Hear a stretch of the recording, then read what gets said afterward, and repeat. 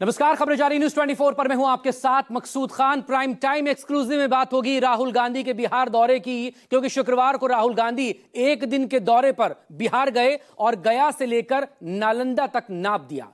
चुनावी साल की शुरुआत से ही राहुल गांधी बिहार में खासे एक्टिव नजर आ रहे हैं। इस साल के शुरुआती 5 महीनों में 5 बार राहुल गांधी बिहार का दौरा कर चुके हैं। बिहार में प्रदेश अध्यक्ष बदलना हो या फिर प्रदेश प्रभारी, संगठन के मोर्चे पर भी राहुल गांधी और कांग्रेस की सक्रियता साफ नजर आ रही है। पहले राहुल गांधी के करीबी कृष्णा अल्लावरू को प्रदेश प्रभारी बनाया गया और फिर लालू यादव के करीबी अखिलेश प्रसाद सिंह को प्रदेश अध्यक्ष पद से हटाकर राजेश राम को बिहार की कमान सौंप दी गई। बीते 3 दशक में बिहार में कांग्रेस को इतना एक्टिव नहीं देखा गया जितना राहुल गांधी इस बार वहां दिखाई दे रहे हैं। सवाल यही, आखिर कांग्रेस की रणनीति क्या है और कैसे चुनाव में वोट बैंक साधने की नीति है, आज इस रिपोर्ट में समझिए।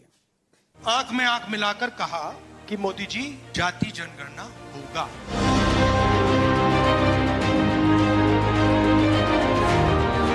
इस देश में किसकी कितनी भागीदारी, बस पता लगाना है। ट्रंप साहब ने 11 बार बोला है कि मैंने नरेंद्र मोदी को सरेंडर करवा दिया। नरेंद्र मोदी ये नहीं बोल पा रहे हैं कि ये जो ट्रंप है ये झूठ बोल रहा है। राहुल गांधी का दोहरा चरित्र है और राहुल गांधी जहां जहां जाते हैं कांग्रेस डूब जाता है। राहुल गांधी भारत के सेना के शौर्य का विरोध कर रहे हैं। लोग इनका विरोध करेगा आने वाले चुनाव में।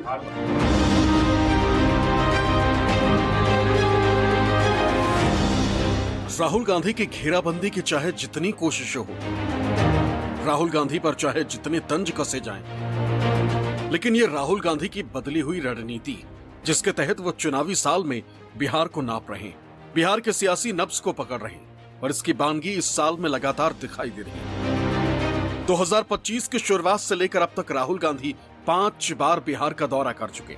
5वीं बार राहुल गांधी शुक्रवार को एक दिन के दौरे पर बिहार गए, लेकिन 10 घंटे से कम समय में उन्होंने गया से लेकर नालंदा के राजगीर तक को नाप दिया। शुक्रवार की सुबह राहुल गांधी गया पहुंचे, जहां कांग्रेस नेताओं ने उनका भव्य स्वागत किया। इसके बाद राहुल गांधी गया के गहलोर पहुंचे, जहां माउंटेन मैन दशरथ मांझी को उन्होंने श्रद्धांजलि दी। यहां से सीधे राहुल गांधी नालंदा के राजगीर गए, जहां उन्होंने संविधान सुरक्षा सम्मेलन को संबोधित किया और जातीय जनगणना को लेकर बीजेपी पर निशाना साधा। ये जाति जनगणना जो करा रहे ना, ये असली जाति जनगणना नहीं कराएंगे, कभी नहीं कराएंगे। क्योंकि जिस दिन इन्होंने जाति जनगणना, असली जाति जनगणना कर लिया, उस दिन इनकी राजनीति समाप्त हो जाएगी, खत्म हो जाएगी। ये नहीं कर सकते हैं। जाति जनगणना के 2 तरीके हैं, एक बीजेपी का मॉडल, एक तेलंगाना का मॉडल। इसमें मैं आपको फर्क समझाना चाहता हूं। बीजेपी के मॉडल में बंद कमरे में अफसरों ने सवाल डिसाइड किए हैं। उन अफसरों में 90% का कोई नहीं था। राजगीर नालंदा जिले में पड़ता है, जो मुख्यमंत्री नीतीश कुमार का गृह जिला भी है। सीएम नीतीश के इलाके से राहुल गांधी ने नीतीश कुमार के साइलेंट वोटर पर चोट की। महिला वोट बैंक को राष्ट्रीय स्तर पर भले ही भारतीय जनता पार्टी का साइलेंट वोटर माना जाता है, लेकिन बिहार में ये नीतीश कुमार के ही साथ रहा है। नीतीश कुमार के कोर वोट बैंक का वोटिंग पैटर्न भी विपक्षी गठबंधन के ध्यान में है। बिहार में पिछले 3 चुनावों को अगर देखें तो 2010, 2015 और 2020 में महिलाओं ने पुरुषों से ज़्यादा कहीं वोटिंग किया था और वोटिंग पर टर्नआउट के मामले में वो कहीं ज़्यादा थे। सबसे ज़्यादा 2010 में महिलाओं का वोटिंग परसेंटेज पुरुषों से कहीं ज़्यादा था और सीधे एक पछिया गया था। यह बिहार में महिलाओं के वोटिंग परसेंटेज का पहला ऐसा मामला सामने आया था। राहुल गांधी का गया के गहलोर गांव जाना भी नीतीश कुमार के वोट बैंक पर चोट करने की रणनीति से ही जोड़कर देखा जा रहा। गहलोर जाकर राहुल गांधी ने दशरथ मांझी के परिवार से मुलाकात की। एनडीए में मांझी वोट की दावेदारी वैसे तो जीतनराम मांझी करते हैं, लेकिन मांझी समुदाय जिस वर्ग में आता है वो महादलित। दलित जातियों में पासवान छोड़ अन्य सभी दलित जातियों को नीतीश कुमार की सरकार ने ही 2007 में महादलित का दर्जा दिया था। महादलित भी नीतीश कुमार के ही वोटर माने जाते और इस वोट बैंक में भी राहुल गांधी सेंध लगाना चाहते। इस कॉन्स्टिट्यूशन में लिखा है ये देश सब लोगों का है, ये देश हर जात का है, हर धर्म का है, महिलाओं का है, पुरुषों का है, विकलांगों का है, सबका है। और जाति जनगणना इस कॉन्स्टिट्यूशन, इस प्यारे कॉन्स्टिट्यूशन की रक्षा करने का तरीका है। जाति जनगणना के साथ अगर हमने बाकी जो डेटा हिंदुस्तान की सरकार के हाथ में है वो जोड़ दिया तो विकास का एक बिल्कुल नया तरीका बनेगा। जिस चीज को, जिस प्रकार से हम विकास के बारे में सोचते हैं वही बदल जाएगा पूरा। और ये बिहार से ही शुरुआत होगी। आप ही करते हो ये काम, आप लोग ही करते हो, हजारों सालों से करते आ रहे हो और ये काम आप ही करोगे। राहुल गांधी ने बार बार जातिगत जनगणना, आरक्षण और SC/ST जैसे मुद्दों को उठाया। उनकी रणनीति का केंद्र बिंदु है बिहार का दलित और अति पिछड़ा वोट बैंक, जो राज्य की सियासत में निर्णायक भूमिका निभाता है। दरभंगा में न्याय संवाद जैसे कार्यक्रमों के जरिए राहुल गांधी ने दलितों, पिछड़ों और आदिवासियों की हक की बात को जोर शोर से उठाया, क्योंकि बिहार में दलित और पिछड़े वर्गों का वोट हमेशा से चुनावी समीकरण तय करने में अहम रहा। राहुल गांधी की ये रणनीति कांग्रेस को मजबूत करने की कोशिश है। कांग्रेस की नजर बिहार में जातियों पर है, क्योंकि बिहार वो राज्य है जहां चुनाव में जातियों का बहुत ज्यादा असर दिखाई देता है। अति पिछड़ा वर्ग और अत्यंत पिछड़ा वर्ग दोनों की आबादी निर्णायक स्थिति में। बिहार में अति पिछड़ा वर्ग की आबादी 27.12% है, जबकि अत्यंत पिछड़ा वर्ग 36.01% है। दोनों की कुल आबादी करीब 63% है। इतनी आबादी राज्य में सियासी समीकरण बनाने और बिगाड़ने का दम रखती है। हालांकि जिस तरह से कांग्रेस बिहार में एक्टिव हुई है, उतना एक्टिव तो ना आरजेडी है, ना ही बीजेपी दिखाई दे रही है। लेकिन राहुल गांधी के बिहार के 5 दौरे अब सत्ताधारी दलों को थोड़ा असहज जरूर करने लगे। केवल महिलाओं और दलितों की बात करने वाला, महिला आरक्षण के भी विधेयक को अगर किसी ने आगे बढ़ाया तो माननीय प्रधानमंत्री जी ने आगे, नरेंद्र मोदी ने। तो मैं तो सबसे पहले राहुल गांधी जी, आप परिवार के बाहर न दलित को देखते हैं न बाहर के परिवार के बाद किसी महिला को। कांग्रेस डूब जाता है, मैंने पहले भी कहा। तो राहुल गांधी कांग्रेस को डुबाने के लिए आ रहे हैं और उनको गया में कांग्रेस को मोक्ष भी मिलेगा। राहुल गांधी कांग्रेस को डुबाने के लिए आ रहे हैं और उनको गया में कांग्रेस को मोक्ष भी मिलेगा। राहुल गांधी के चुनावी साल में 5वें बिहार दौरे के दौरान टारगेट बिहार एनडीए का चेहरा नीतीश कुमार ही। कांग्रेस और विपक्षी महागठबंधन ने अब अपना फोकस उन इलाकों पर कर दिया है जो एनडीए का गढ़ माने जाते हैं। निशाने पर वोट बैंक भी है। यही वजह है कि जातियों को साध कर राहुल गांधी न सिर्फ कांग्रेस को बिहार में मजबूत करने के लिए पसीना बहा रहे, बल्कि इंडिया ब्लॉक को भी मजबूती देने की कोशिश में लगे, जिसकी वजह से वो निशाने पर आ गए। राहुल गांधी जी सिर्फ चुनाव में निकलते हैं, चुनावी राजनीति में अपनी उपस्थिति दर्ज करते हैं। लंबे समय तक ये और इनके परिवार के लोग सत्ता में रहे, न दलितों के लिए काम किया, न महिलाओं के लिए काम किया, न बिहार के उत्थान के लिए काम किया। जो बिहार को बर्बाद किया उसके साथ गलबहियां करके, जो बिहार में नरसंहार, हत्या, अपहरण, लूट, बलात्कार का उद्योग चलाया, उसके साथ सत्ता में बैठ कर करके कैसे बिहारियों को अपमान किया। राहुल गांधी भारत के सेना के शौर्य का विरोध कर रहे हैं और पूरी दुनिया में भारत के सेना का नाक कटवाने का काम किया, सेना के शौर्य पर प्रश्न चिन्ह खड़ा किया है। ये देशद्रोह का काम किए हैं। इनकी जुबान पाकिस्तान की तरह जुबान खुलती है। लोग इनका विरोध करेगा आने वाले चुनाव में। राहुल गांधी की रणनीति साफ है। वो बिहार में जातिगत जनगणना और सामाजिक न्याय के मुद्दे को लेकर एक नया नैरेटिव बना रहे हैं।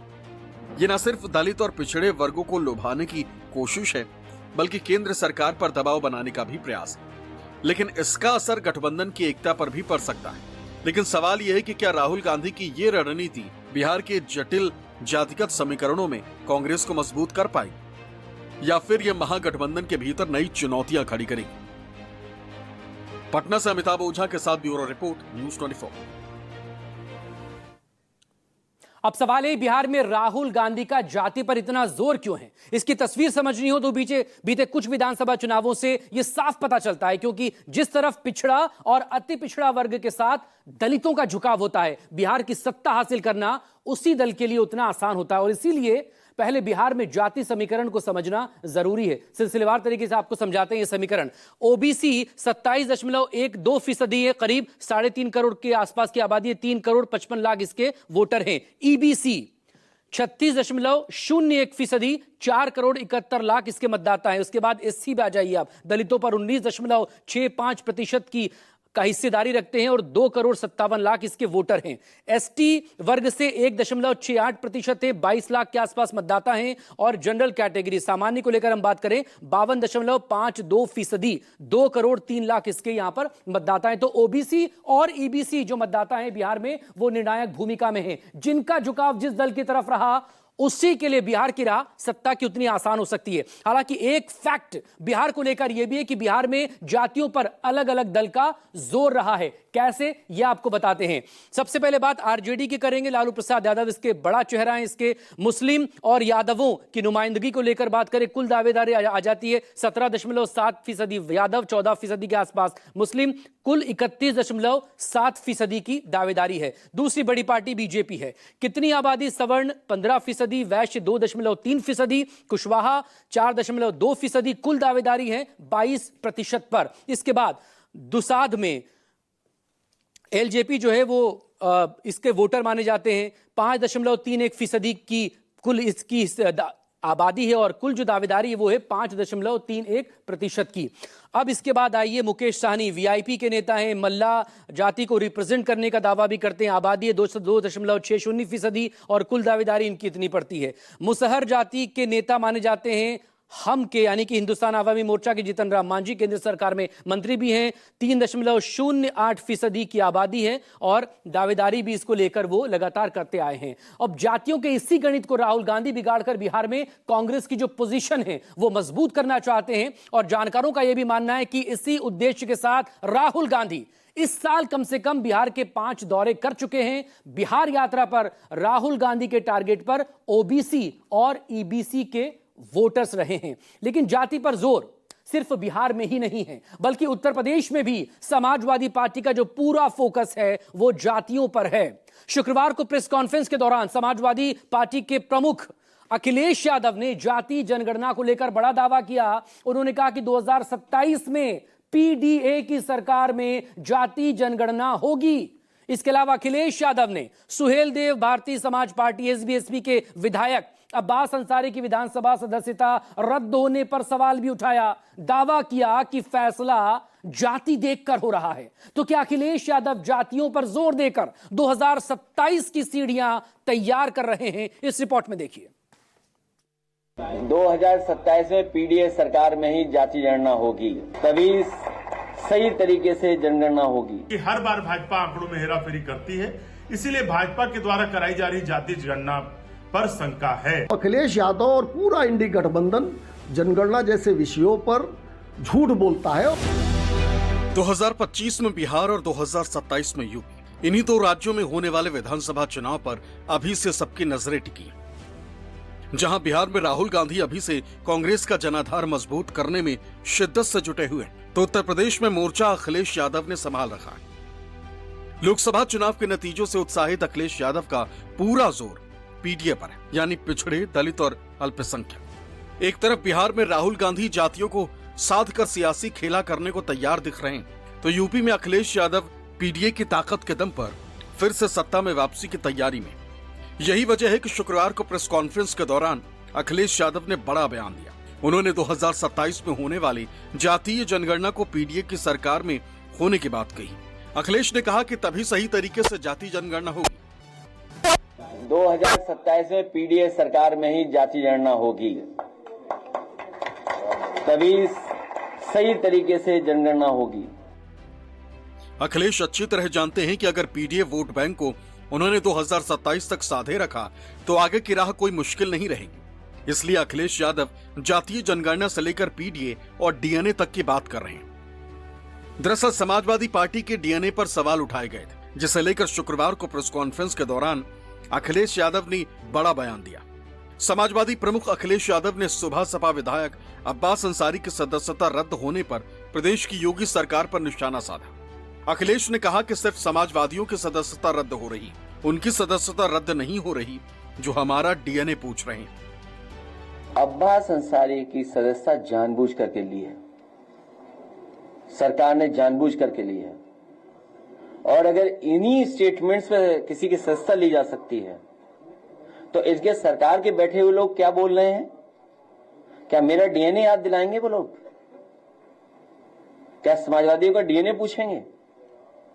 जितनों ने डीएनए की बात की उनकी सदस्यता क्यों नहीं लेते हैं जज लोग? जो लोग डीएनए पूछ रहे हैं उनकी सदस्यता क्यों नहीं जा रही है? मुझे तो लगता है कि फैसला भी जाति के आधार पर हो रहा है। समाजवादी पार्टी अध्यक्ष अखिलेश यादव ने अब्बास अंसारी की विधानसभा सदस्यता रद्द होने पर कहा कि ऐसा लगता है कि जाति और धर्म देखकर फैसले दिए जा रहे हैं, जबकि उनके खिलाफ तो सरकार में बैठे लोग न जाने क्या क्या बोलते रहते हैं। उनकी सदस्यता तो कभी भी रद्द नहीं होती है। आपको बता दें कि हेट स्पीच केस में सजा के ऐलान के बाद यूपी के मऊ से सुबह सपा विधायक अब्बास अंसारी की विधायकी खत्म हो गई। विधानसभा अध्यक्ष सतीश महाना ने उनकी सीट को खाली घोषित कर दिया। इसके लिए रविवार को छुट्टी के दिन सचिवालय खोला गया था। चुनाव आयोग को इसकी सूचना भेज दी गई थी। अब इस विधानसभा सीट के उपचुनाव पर सबकी नजर है। दूसरी तरफ अखिलेश के पीडीए पर बीजेपी और कांग्रेस ने इसे फर्जी बताया। कोर्ट ने कहा था कि अखिलेश जी जिस बिरादरी के हैं वो क्रीमी लेयर है। क्रीमी लेयर का मतलब है पिछड़ी जातियों को जो मिलना चाहिए उसको, उसका क्रीम जो है ये लोग निकाल लेते हैं। कोर्ट ने कहा, हम नहीं कह रहे हैं। तो अखिलेश जी आप आर्थिक रूप से भी संपन्न हैं और कोर्ट के हिसाब से पिछड़ी जात में नहीं रह गए। पिछड़ी जातियों का असली समर्थन भारतीय जनता पार्टी करती है। आप तो बस इसी तरह का अनर्गल प्रलाप करते रहिए। हम जाति जनगणना का स्वागत करते हैं क्योंकि ये मांग हमारे नेता राहुल गांधी जी ने उठाई है, पूरे देश में यात्रा की। लेकिन भारतीय जनता पार्टी क्या वो आम दलित, आम पिछड़े को न्याय दिलाएगी जो अपने सहयोगी दल के विधायक अब्बास अंसारी पर मुकदमा लिखवा के सजा डलवाने का काम करती है? इसीलिए भाजपा ईमानदारी से जाति जनगणना करवाएगी, इस पर सवाल है। ये आंकड़ों में हेराफेरी करेगी क्योंकि हर बार भाजपा आंकड़ों में हेराफेरी करती है, इसीलिए भाजपा के द्वारा कराई जा रही जाति जनगणना पर शंका है।